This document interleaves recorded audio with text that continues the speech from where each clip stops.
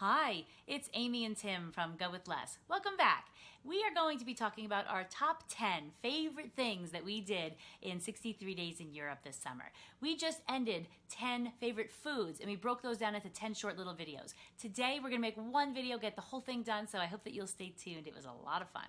So something that you'll notice as we move through our list here is that we had a mix of free things and a mix of paid things. And so our top two things on our list, cat out of the bag, are free. And so something that was punctuated for us during this trip is that you don't have to pay for something for it to be amazing, and we had lots of amazing free experiences on this trip. Yay for free! Before we begin our countdown, I want to mention what is not on our list. If you cannot do this, then we didn't put it on the list. One of the best street performers I've seen in my life was in Munich. We're not putting it on the list because I don't know if he'll ever be there again. We saw France win the World Cup when we were in France. That was huge. Incredible. That would have been probably one of our top 3, and we're not going to put that on the list because you cannot plan for that. So, out of the list. What's also not on the list, we spent an enormous amount of time visiting and touring Holocaust memorials. We visited Auschwitz. We visited communism prisons. So, the Holocaust and communism, we spent quite a bit of time this trip. That does not belong on a top 10 list. These were excellent things to do, important things to do, but we're not going to be like, number 1, a Holocaust site. That's not inappropriate. So let's get right into it with number 10. The number 10 activity on our list is going to come in Strasbourg, France. It's going to be a boat ride that we took. It cost $30 for this boat ride for both of us. It was $15 a piece. That's US dollars. And it was through a service called Batorama. This gives you a little nice overview of the city. It goes around the main tourist attractions. It gives you a great unique perspective on the city from the water. You actually go through a lock. It's a very cool experience, and it's going to take our number 10 spot. Number 9 has us in Berlin for a bike tour. It was a freezing cold, rainy day, and it was our very last day, so we debated canceling it. We were so happy that we took it. It was cold, it was raining, someone lent me gloves, and we needed ponchos, but the sun came out, it ended up being a beautiful day, and it actually took the number 9 spot on our list. It was kind of cool because we had seen some of the sites, but some of them we hadn't, and it was our very last day in Berlin, so it kind of filled in things that we wanted to see and didn't have the time. And it was a really fun way to see the city. So Berlin bike tour, $70 for the 2 of us. Our number 8 activity comes in Vienna, Austria, and it's going to be at Schonbrunn Palace. And this was a weird mix of free and paid activities for us. We're going to suggest that you don't do the thing that we paid for. We paid $56 to go into the palace. If you haven't been into a palace in Europe before, it's certainly something to go and do. But if you have, this is like many others, we would suggest you just simply tour the grounds for free, and they are glorious, including the glorious Gloriette that's at the top of the hill, which you need to walk up to. I think you actually have to pay to go up on top of the Gloriette. Again, something we wouldn't recommend. Just walking to the top of the hill is a great thing to do. So we had a great time here in Austria at Schonbrunn Palace. For number 7, we are in Munich at the Hofbrauhaus. The Hofbrauhaus is exactly what I hoped the Hofbrauhaus would be. Nothing in life is exactly what you thought it would be, except for the Hofbrauhaus. It is huge. It has live oompa band music playing, so make sure if you go that you go when that is happening, because it really made the entire experience for us. And what was so much fun was seeing all the different people from all over the world. The music was great fun, but there's this one man who's sitting, I hope you can catch him, he's real quick, in his full outfit, and he's just, like, he made, I think, my entire experience. Now this ended up on our top 10 food list for a really great beer, so if you are going to Munich, please make sure that you check out our Munich videos with our top beer, which was at Hofbrauhaus also. Our number 6 spot on the list takes us back to Vienna, Austria. And what takes the spot here is an opera at the Vienna State Opera House that we attended. It was Rigoletto. So Amy looked into actually purchasing tickets to the opera, just normal tickets, as well as potentially buying $5 standing room only tickets.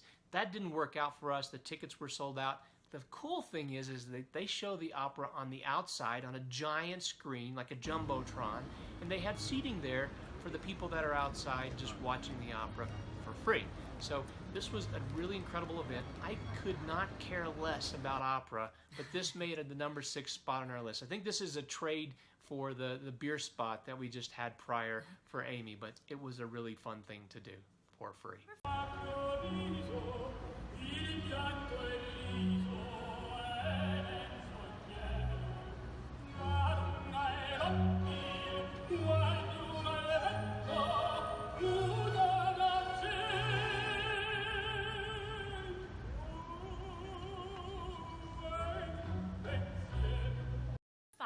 as celebrating Bastille Day in France. Bastille Day is July the 14th.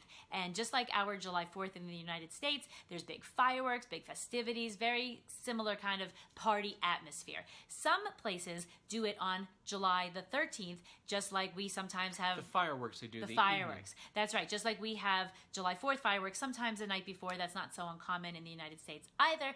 But it was really fun because first they had this huge kind of like a party, and everyone was there drinking and dancing with live music. We love seeing the local people and what they're doing. That was fun.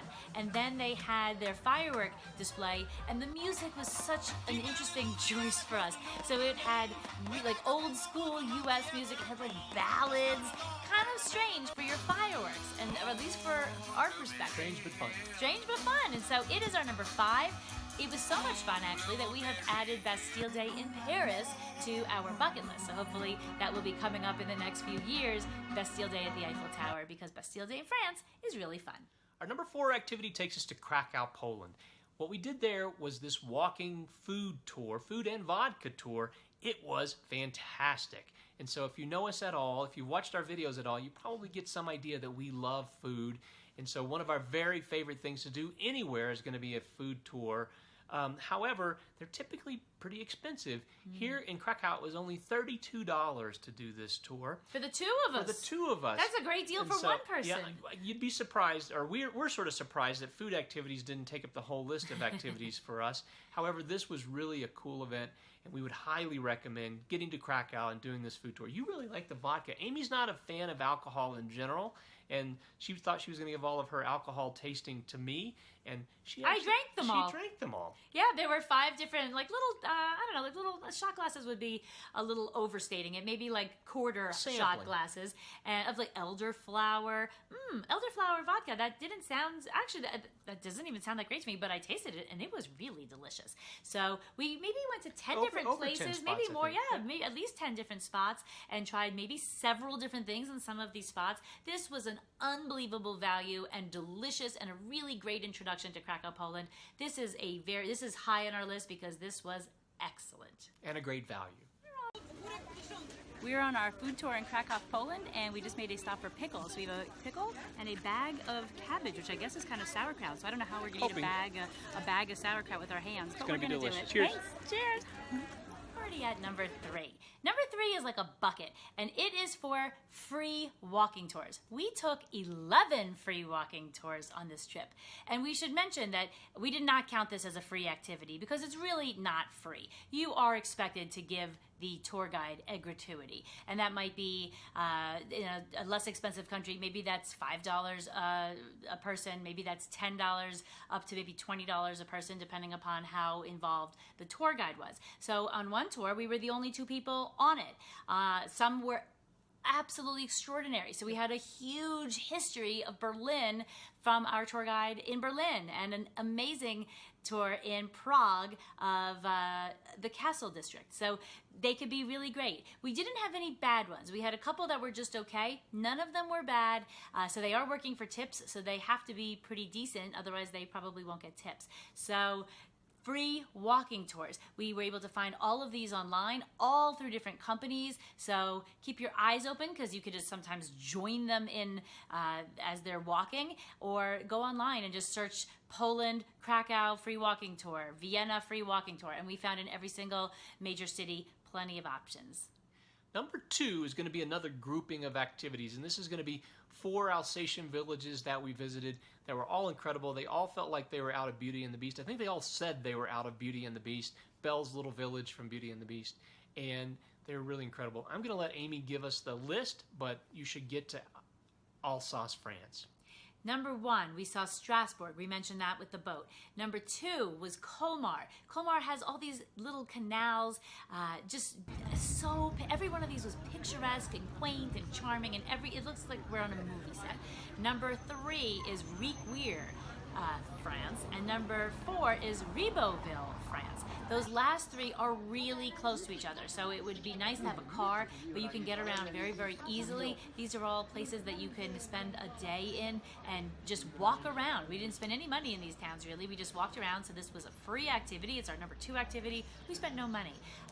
It's so beautiful. So it was June, and every house seemed to have these window boxes just bursting with colorful flowers. Every home was painted a different color with these half timber homes, and just one after another. And then Ribeauville was really nice because there was this big giant old like fortress or castle on top of a hill that was like an imposing structure, and Tim thought that was cool because it looked like the Beast's castle. So we're not like the biggest Disney people, which you might not know, but it was, like I said, when you're walking into a fairy tale, that was really nice.